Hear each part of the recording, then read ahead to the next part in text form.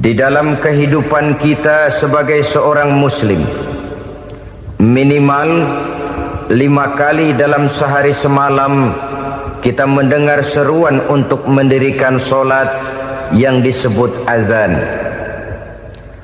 Ada kalimat menarik di dalam kalimat azan itu, yakni seruan hayya 'alal falah, marilah menuju kepada keberuntungan, marilah meraih kemenangan. Seruan ini adalah kecenderungan dari setiap manusia, apapun warna kulitnya. Artinya, setiap orang dalam hidup selalu ingin meraih dan mencari kemenangan. Kemenangan akan melahirkan kepuasan batin, dan kepuasan batin memberikan kebahagiaan. Sedangkan kekalahan melahirkan penderitaan batin, dan penderitaan batin menjerumuskan seseorang di dalam berbagai bentuk kerugian. Jikalau inilah seruan azan, maka masalahnya ialah apa yang menyebabkan kita meraih kemenangan. Al-Quranul Karim memberikan tuntunan dan ajaran kepada kita bahwa orang-orang yang memperoleh kemenangan itu tidak lain adalah orang-orang yang bertakwa. Hanyalah mereka yang bertakwa kepada Allah Subhanahu wa ta'ala pada akhirnya akan tampil sebagai pemenang. Lalu siapa orang yang bertakwa itu? Dijelaskan dalam awal-awal Al-Baqarah, orang yang bertakwa yang akan meraih kemenangan. Pertama, allazina yu'minuna bil ghaib, yaitu orang-orang yang beriman kepada yang gaib, percaya bahwa ada alam yang gaib, alam yang abstrak, alam yang tidak bisa dijangkau oleh salah satu daripada panca indera kita. Mereka percaya dan beriman kepada adanya malaikat, beriman kepada adanya iblis dan jin, beriman kepada adanya alam kubur, beriman kepada adanya alam mahsyar, beriman kepada adanya alam akhirat, beriman kepada adanya surga dan neraka. Beriman bukan cuma sekedar beriman dalam ucapan bibir saja, tetapi beriman yang nilai iman itu mampu mewarnai gerak dan gaya hidupnya. Iman yang meresap sampai ke tulang sumsum, kemudian memberikan dampak positif di dalam kehidupan manusia. Alam, kita tahu, adalah sesuatu yang selain Allah, dan Allah bukanlah alam. Apapun namanya selain daripada Allah, itu adalah alam. Alam pada hakikatnya terbagi menjadi dua.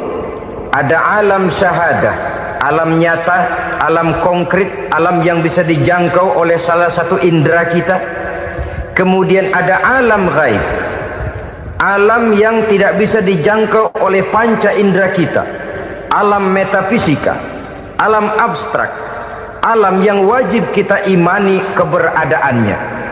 Kita percaya bahwa malaikat itu ada, kita percaya kepada jin, bahwa jin itu ada, kita percaya kepada adanya iblis dan setan.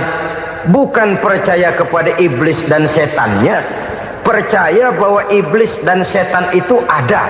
Itu termasuk salah satu daripada sifat orang yang bertakwa kepada Allah. Saudara-saudara kaum muslimin rahimakumullah, kecenderungan pembangunan yang lebih bersifat materialistis biasanya menggeser aspek kehidupan rohani. Orang berpikir empiri, dan dalam pola pikir yang demikian, maka alam gaib tidak lagi mendapat perhatian. Aspek kehidupan yang bersifat rohaniah malah mulai ditinggalkan. Akibatnya terjadilah kepincangan di dalam kehidupan kita. Pernah ada satu pengalaman pribadi dalam perjalanan kembali ke tanah air. Dalam pesawat di sebelah kanan saya duduklah seorang Jerman, namanya Heiner Simonsen. Iseng saya ajak kenalan, saya ajak ngobrol, saya tanya dia. Saya bilang, Mas Henner ini. Kalau pesawat yang kita tumpangi ini jatuh ke bawah, kira-kira apa yang bakal terjadi, Mas? Dia bilang, kita semua akan mati. Begitu? Iya. Oke. Apa itu mati? Tanya saya. Dia bilang, untuk tahu apa itu mati, kita harus tahu lebih dahulu apa itu hidup. Saya pikir nih bule bisa ngomong juga. Baiklah kata saya. Apa hidup menurut Anda itu? Oh, hidup itu dia bilang, kalau seluruh anggota badan kita bekerja secara normal, paru-paru memompa darah secara normal, jantung berdetak secara normal, sel-sel tubuh bekerja secara fit, dan organisme tubuh hanya mau bekerja secara normal, dia bilang, kalau kita memberi makan yang cukup, menu yang teratur, dan gizi yang lengkap. Saya bilang, kesimpulannya apa, Ner? Dia jawab, hidup adalah dari tangan ke mulut. Life is from the hand to the mouth, kata dia. Hidup adalah dari tangan ke mulut. Jadi masalah hidup tidak lebih daripada masalah isi perut. Orang pergi pagi, pulang sore, peras keringat, banting tulang, perut yang dibelain. Saya bilang, you are wrong. Sampean salah, Ner. Kamu orang Islam bukan? Bukan. Pantas. Kenapa saya salah? Dia bilang, ya jelas salah. Salahnya di mana? Kamu ini manusia. Kalau hidup cuma dari tangan ke mulut, saya bilang, kambing di kampung saya juga begitu pikirannya, Ner. Itu kambing di kampung saya, asal perutnya kenyang, sudah hidup dia. Perkara besok bagaimana, lusa prospeknya macam mana, bulan depan ada apa, kambing nggak pernah mikir. Di kampung saya kambing juga pikirannya begitu. Kamu Kristen ya? Tadinya. Loh kok tadinya, lalu apa sekarang kamu ini? Dia bilang, sekarang saya netral.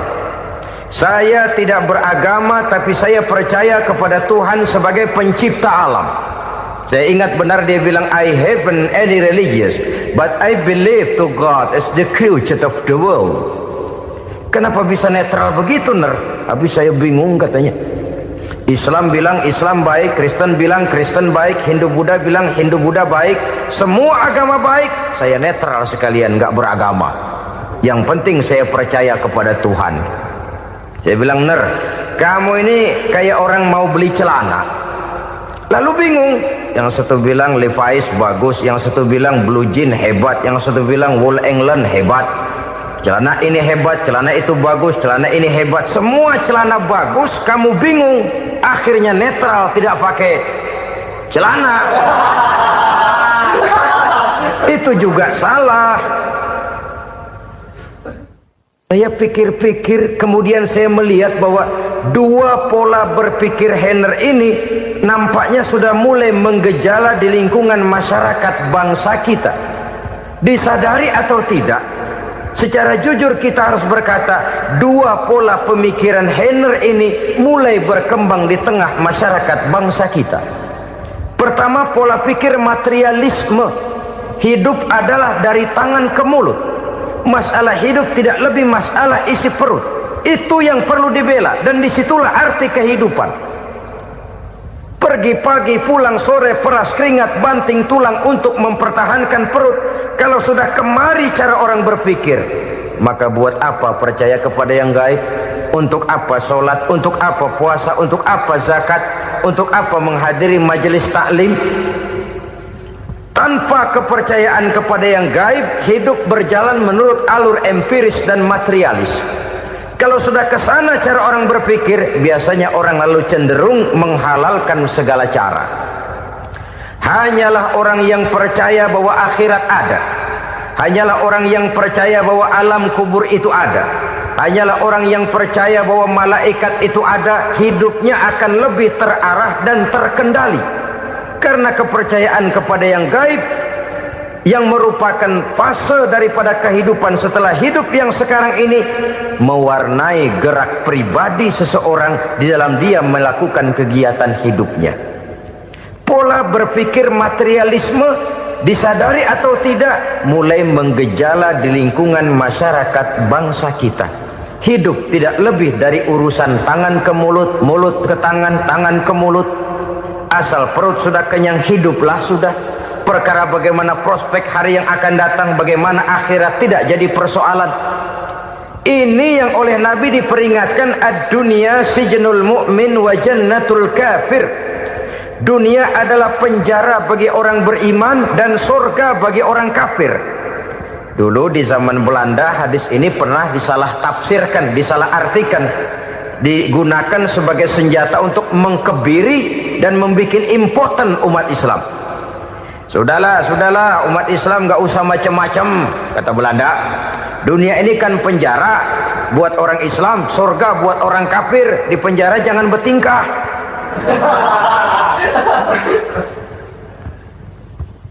Pengertiannya tidak begitu. Dunia adalah penjara bagi orang mukmin. Artinya dalam kehidupan dunia seorang mukmin tidak bebas memperturutkan hawa nafsunya. Di penjara hawa nafsunya itu. Sebaliknya surga bagi orang-orang kafir. Buat orang kafir surgalah dunia ini. Mereka bebas memperturutkan hawa nafsunya. Dilarang tidak terlarang, dicegah pun tidak tercegah. Mereka hidup menurut alur bisikan nafsu mereka sendiri. Kemudian bila ajal datang, maut merenggut nyawa, selesailah surganya sampai di situ. Maka bagi orang-orang yang tidak percaya kepada adanya akhirat, kepada adanya alam gaib, surganya sebatas umurnya. Sekali lagi, surganya sebatas umurnya.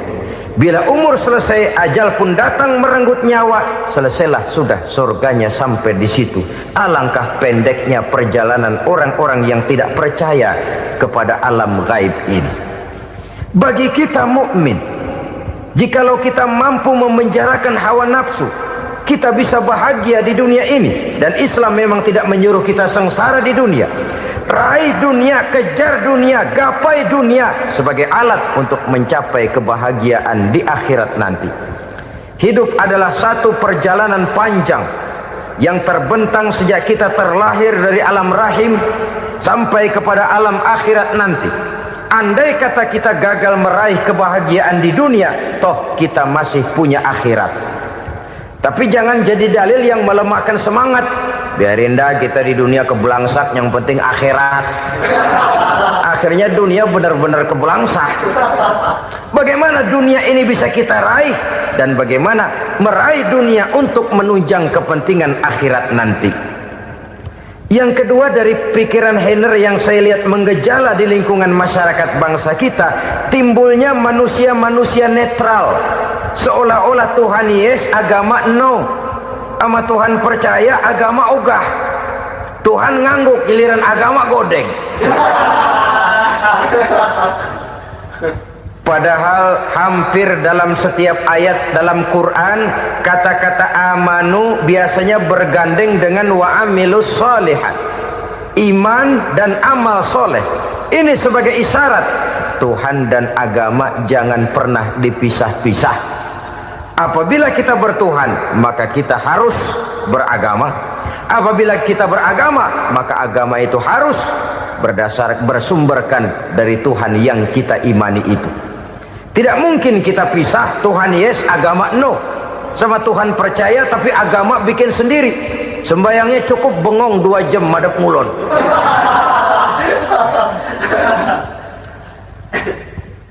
Saudara-saudara kaum muslimin rahimakumullah. Jadi dengan demikian, agama yang kita akui merupakan unsur mutlak di dalam pembangunan sekarang ini, merupakan bagian dari kehidupan yang menuntun kita bahwa di balik alam nyata ini, di balik alam syahadah ini ada alam gaib. Dan mudabbir, murabbi, yang mengatur, yang menguasai, yang memelihara baik dia alam nyata, baik dia alam gaib, tidak lain adalah Allah Subhanahu wa ta'ala. Di sana ada satu super power, satu maha kekuatan yang kita perlu bersandar kepadanya. Sebagai makhluk nyata yang hidup di alam nyata, berbuatlah secara nyata sebagaimana harusnya kita berbuat. Karena Islam jelas bukan agamanya orang pemalas. Islam jelas bukan agamanya orang yang mengajarkan setelah selesai sholat boleh duduk, nggelenggem ayam-ayam, ndelohom, menghitung bintang di langit sambil menunggu keajaiban. Tidak. Islam adalah agama yang mengajarkan apabila sholat sudah selesai kamu kerjakan, bertebaranlah di permukaan bumi, cari karunia Tuhanmu. Jangan hidup berpangku tangan menunggu keajaiban. Karena hidup bukan undian. Jangan berharap untung besar tanpa mau peras keringat. Tapi di sebalik itu toh kita juga harus yakin bahwa di sisi usaha nyata yang kita lakukan ada satu super power, satu maha kekuatan gaib yang menentukan berhasil dan tidaknya usaha kita.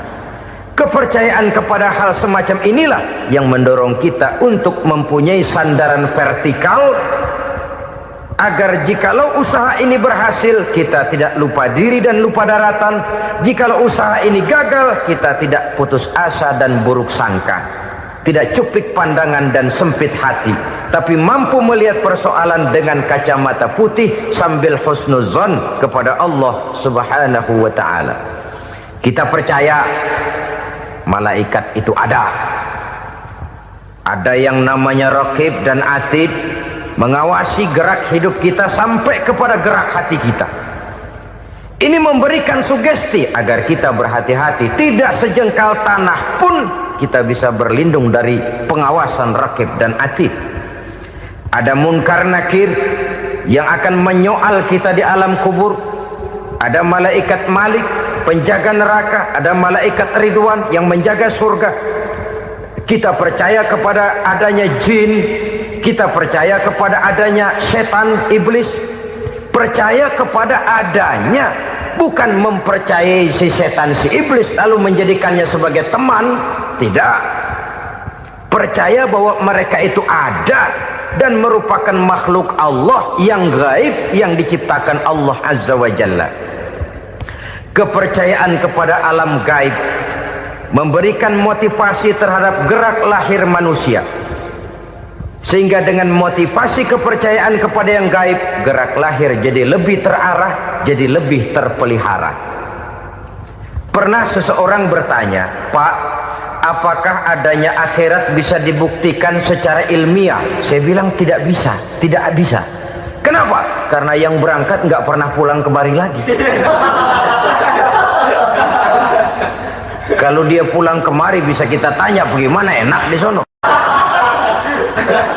Cuma secara moral saya katakan, lebih beruntung orang yang percaya kepada akhirat daripada yang tidak. Sekarang saudara percaya akhirat ada, lalu saudara baik-baik di dunia, sholat, puasa, zakat, menolong orang lain, menebarkan kebajikan. Saudara mati, andai kata akhirat tidak ada, toh dalam hidup saudara sudah berbuat baik, paling tidak nama saudara akan dikenang sebagai orang baik. Sebaliknya, saudara percaya, kata saya, bahwa akhirat tidak ada, lalu hidup semau-maunya, tenggelam dalam maksiat dan munkarat, menentang Allah, tidak mau ruku dan sujud, lalu saudara mati, kemudian akhirat ada, ayo mau apa? Bekal tidak punya. Jadi secara moral lebih beruntung orang yang percaya kepada adanya akhirat daripada yang tidak percaya. Dan itu alam gaib yang tidak bisa dibuktikan secara eksat. Jangankan untuk membuktikan seperti itu, dalam kehidupan sehari-hari saja yang kita rasakan tidak selalu berbentuk toh. Angin, bagaimana sih bentuknya angin? Kita tidak tahu. Merah, buktinya kalau dikerok merah. Yang merah itu kulit, yang kulit kita bukan anginnya. Sakit, rasa sakit itu ada, tapi bagaimana bentuk sakit kita nggak pernah tahu. Kalau kita makan cabai pedas, bagaimana bentuk pedas itu tidak ada, tapi rasa ada. Bentuk pedas hijau, cabenya bukan pedasnya. Tidak semua yang kita rasakan bisa kita gambarkan dalam bentuk yang konkret.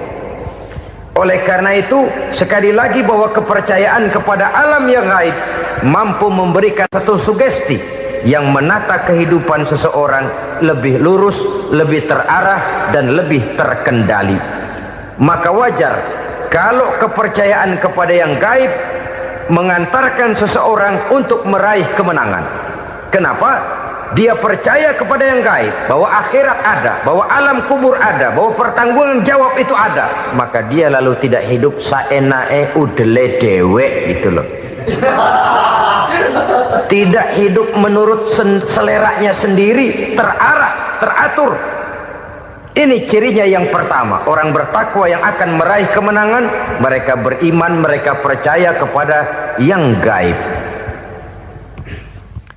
Bahkan hal-hal konkret saja selalu berangkat dari yang gaib. Saudara-saudara, para remaja, para pemuda sekarang ini tidak pernah tahu toh siapa yang akan jadi teman hidup saudara. Kita bisa saja ngerancang, mentargetkan, tapi toh akhirnya yang namanya jodoh bukan kekuasaan kita. Rezeki di luar kemampuan kita. Begitu juga ajal. Maut, jodoh, ajal adalah contoh-contoh konkret bahwa pada akhirnya yang gaiblah yang menentukan. Bertahun-tahun ngelancong, emang jodoh seret, nggak jadi.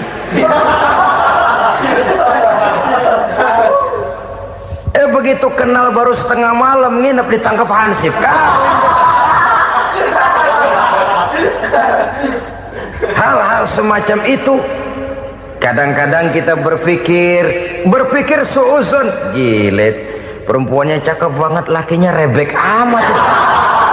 Memang begitulah jodohnya. Memang begitulah jodohnya. Saudara hadirin ma'asyiral muslimin yang saya hormati, jadi hal-hal yang konkret saja kita yakini sepenuhnya ditentukan oleh satu superpower yang gaib itu tadi. Dari sanalah segala ketentuan itu berangkat dan kesanalah segalanya akan kembali. Maka kepercayaan kepada yang gaib meluruskan gerak hidup seseorang dan itu akan mengantarkan dia kepada meraih kemenangan. Satu. Yang kedua, wa yuqimuna shalah. Orang bertakwa yang akan meraih kemenangan itu adalah orang-orang yang mendirikan sholat. Kenapa sholat mengantarkan orang untuk meraih kemenangan? Yang jelas, inna sholata tanha anil fahsya'i wal munkar. Sholat mampu mencegah manusia dari perbuatan keji dan munkar. Banyak filsafat hidup yang terkandung di dalam sholat ini. Sejak kita wudhu sampai kita menghadap ke arah kiblat, sampai kita melakukan gerak-gerak sholat, bacaan-bacaan yang ada di dalam sholat, lalu sampai kepada mengucapkan salam. Banyak filsafat hidup yang terkandung di dalam sholat. Umpamanya saja, setelah takbiratul ihram mulai kita dengan sholat dalam posisi berdiri, diajarkan dalam kitab-kitab fikih agar kita melihat ke arah tempat sujud. Ini kan filsafat kehidupan. Kalau kamu sholat dalam posisi berdiri, lihat tempat sujud. Jangan sholat mata jelalatan, sebab nanti bisa mengurangi kekhusyuan. Jadi wajar kalau yang dikatakan bahwa yang paling afdol adalah shaf yang di depan. Kenapa? Secara harfiah pengertiannya akan lebih mengundang kekhusyuan. Kenapa? Kalau kita di shaf paling depan di masjid umpamanya paling banter kita lihat tembok. Tapi kalau kita shaf di tengah atau di belakang, orang-orang di depan kita pun akan kelihatan. Yang bajunya loreng, yang bajunya genggang, yang bajunya macam-macam. Kita lihat, kadang-kadang kita pikirin, ada yang bajunya bolong. Kita sholat tapi dalam hati, nih orang bajunya robek yang nggak tahu apa. Ada saja hal-hal yang mengusik kekhusyuan kita. Oleh sebab itu diajarkan dalam posisi berdiri, lihat, arahkan pandangan matamu kepada tempat sujud. Ini kan filsafat kehidupan. Maksudnya apa? Kalau lagi diri lihat dong tempat sujud. Kalau udah di atas ingat dong sama yang bawah. Kalau sudah tinggi, ingat dong dari mana kamu berangkat. Kalau sudah berkuasa, bantu dong yang lemah. Kalau sudah kaya, santuni dong yang miskin. Kalau sudah alim, bimbing dong yang awam. Ini filsafat kehidupan. Dalam posisi berdiri, kau lihat tempat sujud. Ini akan melahirkan kepekaan sosial, di mana seseorang mau tahu kepada orang lainnya. Bagaimanapun kaya kita, tinggi pangkat dan jabatan kita, jikalau hidup hanya untuk kepentingan perut sendiri saja, rasanya belum membawa manfaat di dalam kehidupan kita. Tapi efek yang tertinggi sesungguhnya, solat mencegah manusia dari perbuatan keji dan munkar. Perbuatan keji dan munkar, walaupun kelihatannya mendatangkan uang, membawa keuntungan, tapi itu keuntungan semu, keuntungan sementara. Dengan menipu orang lain kita bisa dapat untung, tapi tidak membawa berkah, dan itu adalah kerugian besar dalam kehidupan kita. Maka untuk meraih kemenangan harus dimulai dengan membentuk kepribadian yang tegar, memiliki sandaran vertikal yang langsung kepada Allah Subhanahu wa ta'ala, dan itu hanya bisa kita tempuh melalui jalur ibadah formal yang sudah ditentukan Allah, yakni solat yang 5 waktu. Untuk memperkuat itu ada solat-solat sunnah, rawatib, nawafil sebagai terminal kontrol cadangan untuk memelihara stabilitas temperatur batin di dalam kita berhubungan dengan zat yang maha gaib, yaitu Allah Subhanahu wa ta'ala. Orang sering bertanya, Pak, itu tetangga saya nggak sholat, duitnya nggak habis-habis, Pak. Nggak sholat tapi mobilnya tambah terus. Nggak sholat tapi usahanya makin maju.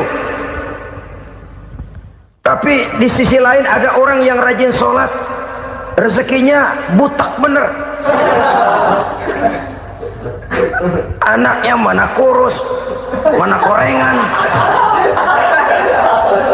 Saudara hadirin ma'asyiral muslimin rahimakumullah. Harus saya katakan bahwa solat memang bukan untuk cari duit. Solat adalah sandaran vertikal kita kepada Allah. Sedangkan soal rezeki itu berkaitan dengan sifat Allah maha pengasih dan maha penyayang. Allah maha pengasih, siapapun dikasih kalau mau usaha. Allah maha penyayang, tidak semua orang disayang oleh Allah Azza wa Jalla. Dan belum tentu banyak harta itu merupakan nikmat. Mungkin juga istidraj. Artinya istidraj itu dikasih tapi diambulin, kalau bahasa Betawinya itu. Dikasih tapi diambulin, itu bukan merupakan nikmat sesungguhnya, lebih merupakan azab dari Allah Subhanahu wa ta'ala.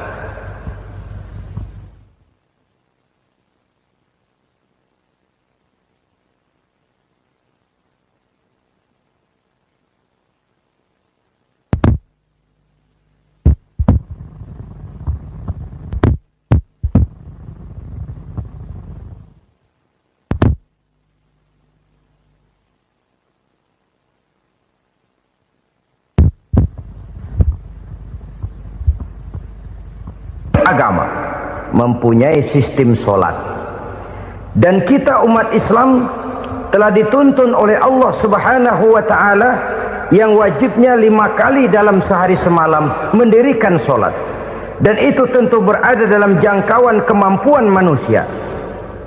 Pada awalnya barangkali kita memang merasa solat itu satu kewajiban, tapi semakin kita hayati makna, manfaat dan filsafat yang terkandung di dalam ajaran solat, semakin sampai kita kepada keyakinan bahwa solat adalah keperluan kita. Sehingga pada waktu tertentu dinilai puncaknya, kita tidak lagi akan berkata saya wajib solat, tapi kita akan berkata saya perlu solat. Kalau kita sudah merasakan itu adalah keperluan kita, nah di sanalah kita baru akan merasakan ruginya kalau hal itu tidak kita laksanakan. Sepanjang kita masih berkata saya wajib sholat, kita akan lebih merasakan dia sebagai beban ketimbang sebagai keperluan. Yang jelas Allah tidak memerlukan ibadah yang kita laksanakan ini. Dengan kata lain, Andai kata satu dunia penuh ini orang tidak ada yang sholat satu pun, Allah tidak akan turun dari jabatan Tuhan.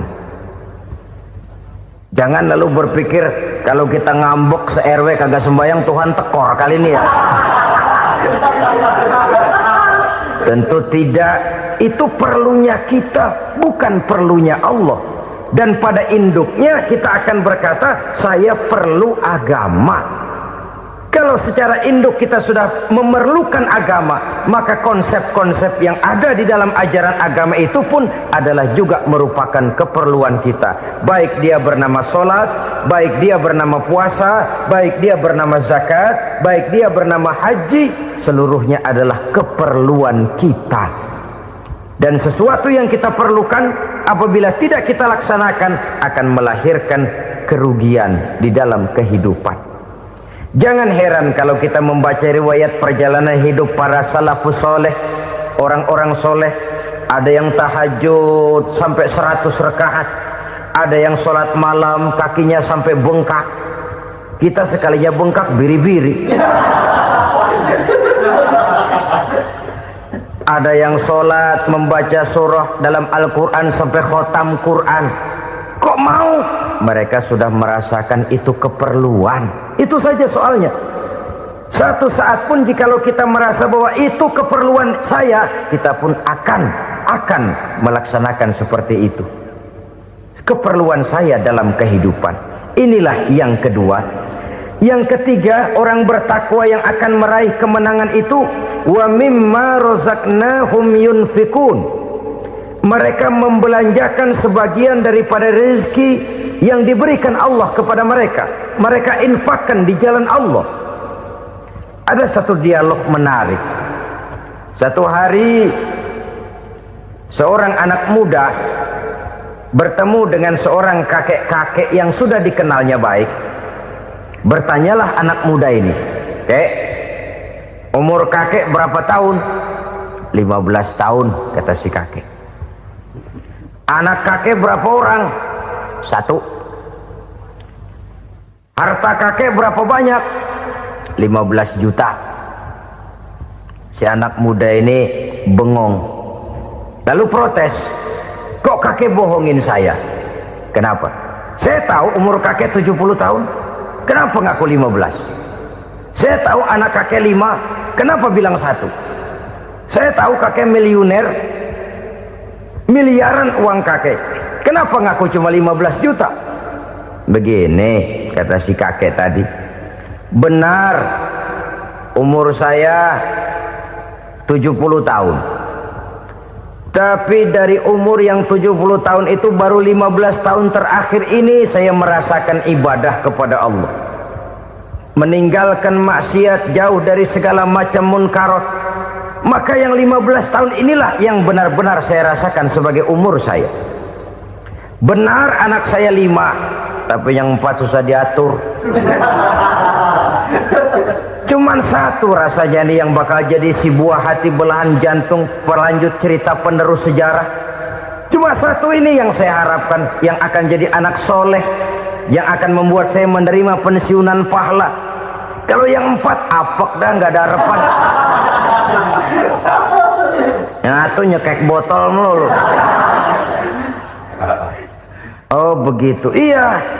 Lalu kenapa kakek bilang harta kakek cuma 15 juta padahal saya tahu kakek uangnya miliaran, depositonya banyak? Ya karena 15 juta itulah yang saya ingat yang pernah saya belanjakan di jalan Allah. Saya merasa itulah harta saya yang sebenarnya. Yang miliaran yang saya simpan di bank kelak, kalau satu saat saya mati akan jadi rebutan di antara anak-anak saya. Iya kalau anak saya soleh kayak yang 1 ini. Kalau yang 4 tadi udah tulen dia bakal berantem dah berebut tuh. Jadi 15 juta yang saya belanjakan di jalan Allah inilah yang saya merasakan benar-benar harta saya yang sesungguhnya. Dialog ini patut menjadi bahan renungan kita bersama. Diberikan kita umur 40, 50, 60, 70, 80. Berapa tahun dari umur yang diberikan itu yang jalan mulus, yang kita gunakan untuk melaksanakan ibadah? Banyak harta kita simpan di bank, di lemari, di dompet, di tas. Tapi berapa yang sudah kita depositokan di jalan Allah yang akan menemani kita di hari kita kembali nanti? Maka orang bertakwa yang akan meraih kemenangan, wa mimma razaqnahum yunfikun, mereka membelanjakan sebagian dari rezeki yang diberikan Allah di jalan Allah subhanahu wa ta'ala. Ma'asyiral muslimin rahimakumullah, zahirnya memang kita memberikan kepada orang lain, tapi hakikatnya kita menyimpan untuk diri kita sendiri. Kita memberikan kepada yatim piatu 25.000. Zahirnya kita memberikan si yatim, hakikatnya kan kita cuma nyimpan. Saya berikan, titip kepadamu, ini untuk saya di akhirat. Kau boleh belikan baju, kau boleh belikan untukmu makan, kau boleh bayarkan sekolahmu. Ini untuk saya. Hakikatnya kita nyumbang masjid 1 juta, zahirnya kita berikan kepada panitia masjid, tapi hakikatnya kan cuma titip 1 juta ya, untuk saya di alam kubur nanti. Silahkan kau boleh belikan semen, ini uang, belikan besi, belikan pasir. Saya cuma sekedar titip untuk kepentingan saya. Hakikatnya kita cuma sekedar menitip. Sebagaimanapun pada hakikatnya, apapun yang kita miliki dalam kehidupan kan cuma sekedar hak guna pakai, bukan hak milik mutlak. Harta kita, rumah kita, kendaraan kita, kebun kita, pabrik kita, hak guna pakai saja. Hak milik mutlak cuma untuk Allah subhanahu wa ta'ala. Saudara-saudara kaum muslimin rahimakumullah, ini yang ketiga. Kemudian yang keempat, orang-orang bertakwa yang akan meraih kemenangan, allazina yu'minuna bima unzila ilaika, mereka yang beriman, mereka yang percaya kepada apa yang telah diturunkan kepadamu Muhammad, ay Al-Quran, yakni Al-Quranul Karim. Setelah percaya kepada yang gaib, mendirikan solat, kemudian menginfakkan sebagian dari rezeki yang diberikan Allah, mereka juga lalu percaya kepada yang diturunkan terhadap Nabi, yaitu tidak lain Al-Quranul Karim. Sekali lagi di sini, percaya bukan hanya sekedar percaya saja, tetapi percaya lalu menjadikan Al-Quran itu sebagai pedoman hidup. Sebab memang Al-Quran itu adalah GBHM, garis-garis besar haluan muslim. Apa yang harus kita lakukan, apa yang harus tidak kita lakukan, bagaimana mestinya kita bertingkah laku dan berbuat, seluruhnya tercantum di dalam Al-Quranul Karim. Itu sebabnya ketika satu hari Aisyah ditanya bagaimana akhlak Rasul, beliau menjawab, kana Rasulullah sallallahu alaihi wasallam khuluquhul Quran. Akhlak daripada Rasulullah tidak lain adalah Al-Quran. Jawaban simpel ini memberikan gambaran bahwa keseluruhan daripada konsepsi Quran sudah diterjemahkan dalam kehidupan Rasulullah sallallahu alaihi wasallam. Karena kita tahu akhlak adalah keseluruhan dari gerak hidup manusia. Sejak ia berpribadi, berumah tangga, bertetangga, bermasyarakat, sampai kepada berbangsa dan bernegara, Al-Quran tetap memberikan sentuhan nilainya. Oleh karenanya, orang-orang yang bertakwa adalah orang-orang yang menjadikan Al-Quran sebagai pedoman dalam kehidupannya. Dan kita yakini Al-Quran diturunkan kepada Nabi Muhammad bukan merupakan produk Nabi Muhammad. Isi dan redaksinya langsung dari Allah subhanahu wa ta'ala. Kemudian cirinya yang kelima, orang bertakwa yang akan meraih kemenangan itu, wa ma unzila min qablika, tidak hanya sekedar percaya kepada yang diturunkan terhadap Nabi Muhammad yaitu Al-Quran, mereka juga percaya kepada apa yang pernah diturunkan kepada para nabi, kepada para rasul sebelum Nabi Muhammad.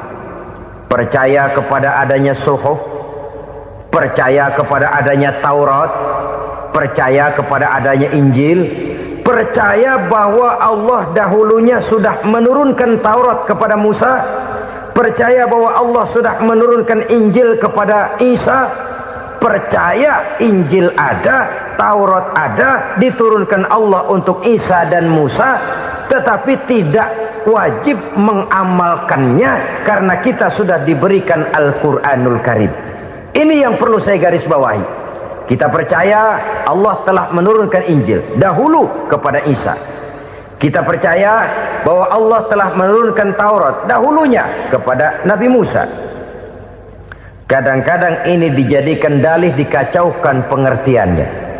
Quran saja mengajarkan bahwa orang yang bertakwa harus percaya kepada Injil, maka pakailah Injil. Apalagi kalau ayat sebelumnya ditilap, dihapus, dihilangkan, Injilnya yang ditekankan, maka akan terjadilah penekanan yang salah arah. Karena salah arah akhirnya bisa merusak dan menghancurkan akidah. Ketika Rasul suatu saat pernah ditanya orang, "Ya Rasul, bagaimana sikap kita sebagai muslim terhadap Injil yang ada sekarang?" Beliau menjawab, "La tukadzibuhu jami'an wa la tusaddiquhu jami'an." Jangan didustakan seluruhnya, jangan juga dibenarkan semuanya. Artinya, ini sudah merupakan gambaran dari Rasul bahwa dalam Injil yang ada sekarang masih ada ajaran-ajaran tauhid yang dibawa oleh Nabi Isa dan diajarkan kepada umatnya.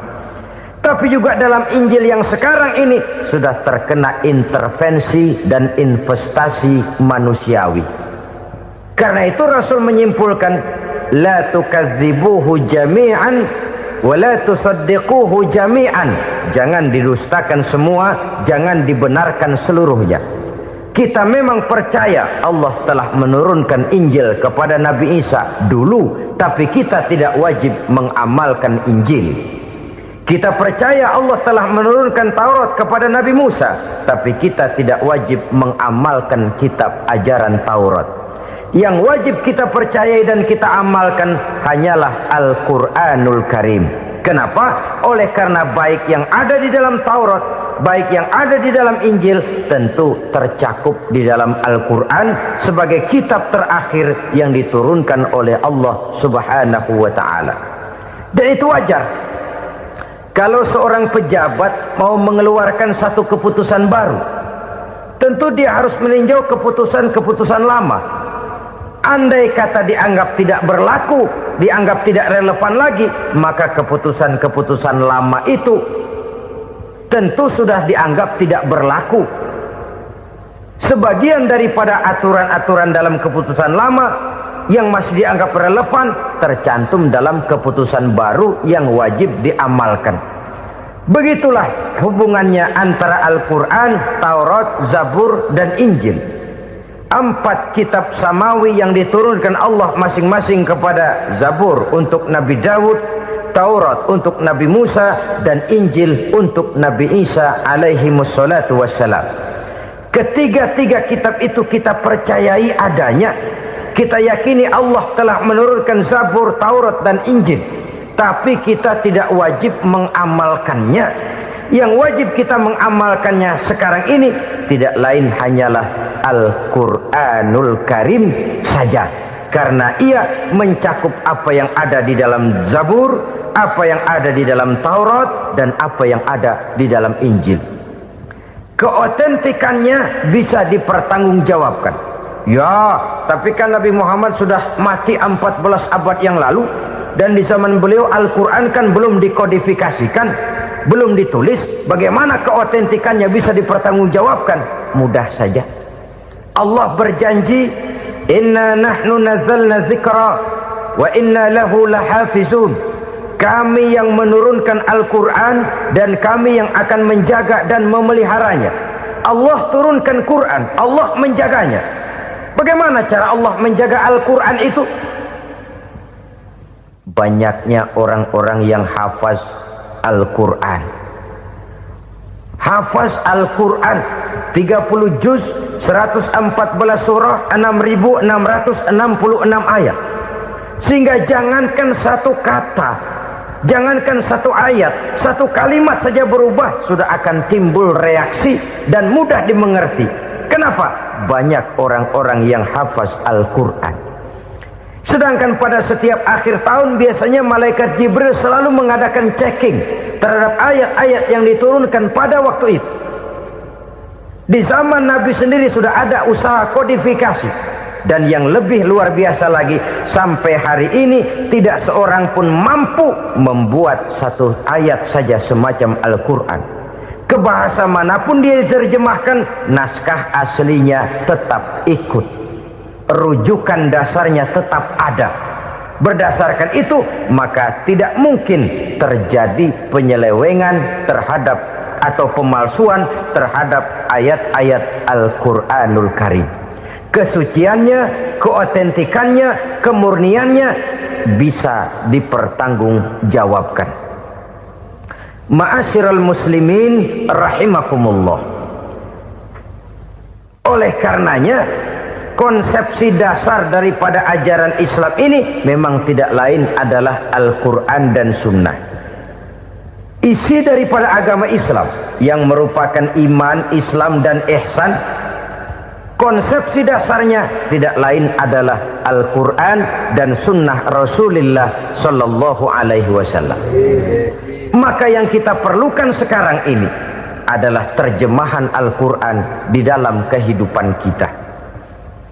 Dengan demikian, maka gaya kehidupan yang lebih Qurani itulah yang kita dambakan. Kita perlu memang terjemahan Quran dalam bahasa Inggris, dalam bahasa Belanda, dalam bahasa Jepang, tapi yang lebih kita perlukan adalah terjemahan Quran di dalam kehidupan kita. Konsekuen, tidak memanipulasi, ringan sama kita jinjing, berat sama kita pikul. Jangan kalau lempengan ayat Quran tuh kira-kira enak diamalin, keras teriakan kita.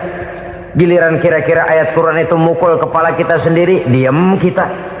Itu ciri yang pernah disindir Allah dalam awal-awal Baqarah juga itu. Ciri beragamanya orang yang munafik. Kullama adha'a lahum masyawfih, kata Allah. Wa iza azlama alaihim qamu. Apabila terang mereka jalan, apabila gelap mereka berhenti. Artinya, kalau kira-kira di Islam nguntungin, rame-rame pada teriak Islam. Tapi ketika diminta untuk berjuang, ketika dituntut untuk berkorban, rame-rame mengundurkan diri. Nasib agama tidak ubahnya seperti daun pisang yang dikait orang di tepi jalan lantaran tak berpayung di ketika hari hujan. Manakala hujan usailah sudah, daun itu pun dicampakkan di tepi jalan, diinjak pula orang nan lalu.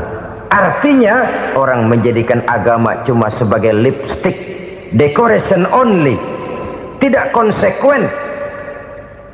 Hanya pada saat-saat kelihatannya Islam membawa keuntungan, rame-rame orang teriak-teriak tentang Islam. Tapi jikalau diminta berjuang, jikalau dituntut untuk berkorban, biasanya rame-rame juga mengundurkan diri. Jangan heran kalau mayoritas hitungan kita, tapi minoritas peranan kita. Kuantitas kita dalam jumlah, tapi dalam kualitas kita lebih sering jadi penonton daripada jadi pemain. Padahal itu sangat tidak boleh terjadi. Umat Islam di Indonesia harus bangkit. Umat Islam di Indonesia harus sadar akan keberadaannya. Tidak boleh hanya jadi penonton berpangku tangan. Karena memang agama kita juga mengajarkan untuk konsekuen di dalam menjabarkan ajaran-ajaran daripada agama kita. Kita sering jatuh menjadi umat yang lemah oleh karena kita ini tidak pandai menggalang kebersamaan yang diakibatkan tidak konsekuennya kita. Diistilahkan bahwa umat Islam di dalam menggalang kebersamaannya itu harus seperti orang main sepak bola. Saudara-saudara kan tahu orang main sepak bola itu. Orang main sepak bola, kalau pertandingan belum dimulai sih silakan saja kumpul di luar lapangan, atur strategi yang baik. Tapi kalau pertandingan sudah dimulai, turun ke lapangan hijau, jangan kumpul terus. Ada sepak bola gotong royong, mundur-mundur rame-rame, depan ke depan kumpul melulu mainnya. Kalah. Orang main sepak bola itu ya harus ada penyerang tengah, harus ada penjaga gawang, harus ada strikernya, harus ada kiri luarnya, kanan dalamnya yang jadi backnya. Posisi boleh bermacam-macam, tapi yang penting saling ngoper untuk menggolkan gawang lawan. Begitulah umat Islam ini. Boleh ada yang jadi pejabat, boleh ada yang jadi pengusaha, boleh ada yang jadi petani, silakan ada yang jadi seniman, ada yang jadi penyair, ada yang jadi artis sekalipun. Tapi kalau sudah berhasil menguasai bola, jangan lupa operannya. Operan itu yang langka. Kita ini muslim kadang-kadang kalau sudah memegang menguasai bola, kalau belum mau mampus, belum mau ngoper. Nanti kalau sudah nggak punya bola, baru mau ngoper. Kalau sudah dengar-dengar mau dekat pensiun, baru mau jihad, baru mau berjuang, baru mau ngurus pesantren. Tanda tangan sudah tidak laku, memo sudah tidak dihargai, baru mau berjuang. Kemarin kemana, Mas? Kita tidak pandai memanfaatkan posisi. Dengan kata lain, kalau kembali kepada persoalan kita, konsekuensi kita terhadap agama yang kita anut ini belum ideal. Kita masih lebih sering berislam ini pada saat-saat yang menurut perhitungan kita membawa keuntungan. Tapi kalau diminta berjuang, dituntut berkorban, yang itu pun hakikatnya adalah untuk kepentingan kita juga. Allah tidak pernah menuntut kita untuk jihad bagi kepentingan Allah, itu tidak. Berjuang menegakkan agama Allah, apakah untuk kepentingan Allah? Tidak. Untuk kepentingan kita. Sebab nilai-nilai jihad itu pada akhirnya akan membawa kita kepada suatu kebahagiaan. Setidaknya kalau tidak di dunia, tentu di akhirat sebagai syahid. Oleh karena itu, pada bagian akhir ini saya ingin mengajak, marilah kita konsekuen. Sekali kita berkitabkan Al-Quranul Karim, mari dia kita jadikan pedoman. Jangan cuma kita jadikan sebagai penghias dinding, pelengkap rumah, bahwa di rumah kita ada Al-Quran, tapi yang baca kecoa. Habis pada bolong tuh Quran. Yang penting kan punya Quran. Ditaruh di pintu rumah, biar apa? Biar kuntilanak kagak masuk katanya. Ya apa itu nasib Quran, cuma kerjanya jaga pintu, ngusir kuntilanak, ngusir memedi. Bagaimana kita hidup menurut tuntunan Al-Quran? Kadang-kadang tidak pernah menjadi masalah bagi kita.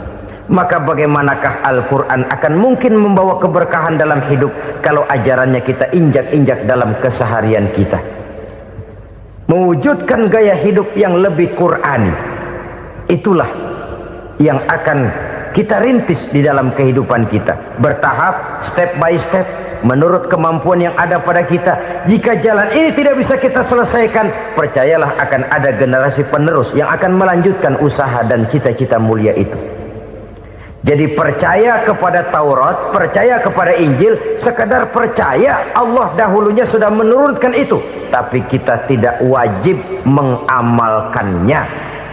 Kenapa? Generasi Injil masa berlakunya sudah kedaluarsa. Taurat masa berlakunya sudah kedaluarsa. Injil pernah berlaku untuk orang Nasrani di zaman Nabi Isa. Taurat pernah berlaku untuk orang Yahudi di zaman Nabi Musa. Setelah generasinya berlalu, datang Rasul penutup yang membawa Al-Quranul Karim. Maka Al-Quran itulah yang berlaku menjadi pedoman sampai hari akhir nanti.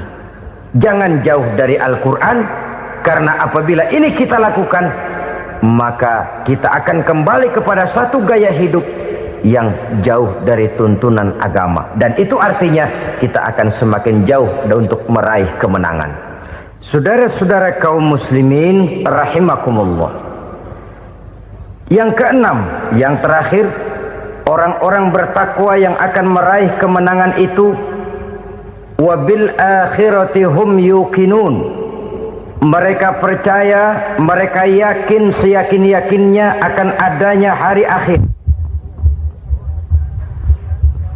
di mana seseorang akan mempertanggungjawabkan seluruh perbuatannya di dalam hidup ini, dan tidak ada satu perbuatan yang bagaimana kecilnya sekalipun yang tersembunyi dalam pandangan manusia yang tidak akan dibukakan persoalannya di mahkamah Qadi Rabbul Jalil di akhirat nanti. Itulah sebabnya maka percaya kepada akhirat disebut secara khusus. Padahal di awal tadi sudah dijelaskan yu'minuna bil ghaib, percaya kepada alam gaib, dan alam gaib ini termasuk akhirat. Kenapa pada bagian akhir disebut lagi akhirat? Karena ternyata bahwa kepercayaan kepada adanya akhirat merupakan induk dari kepercayaan terhadap adanya malaikat, setan, jin dan lain sebagainya, dan akan lebih memberikan sugesti dalam kehidupan manusia untuk meluruskan gerak hidupnya.